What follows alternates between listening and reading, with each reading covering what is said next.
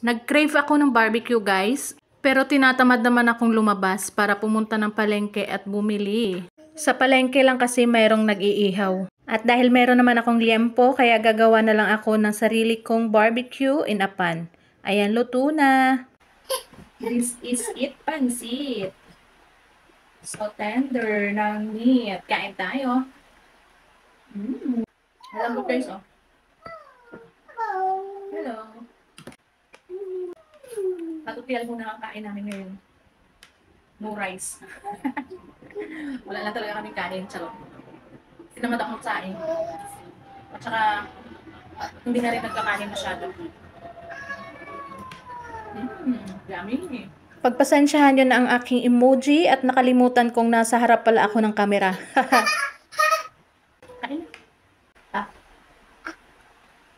Hindi naman init yan.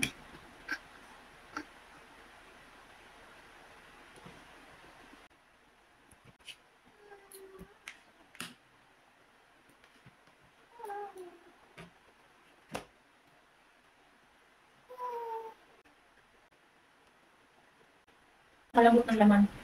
Naglagay lang ako ng suka mula sa aking ginawang pickled chili at kumuha ng isang green pickled chili.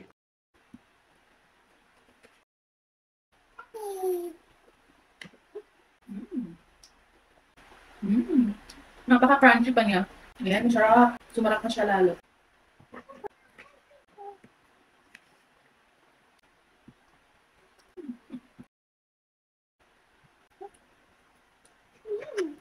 Yummy. Love it. Say yummy. Mas lalo siyang sumarap guys dahil sa suka.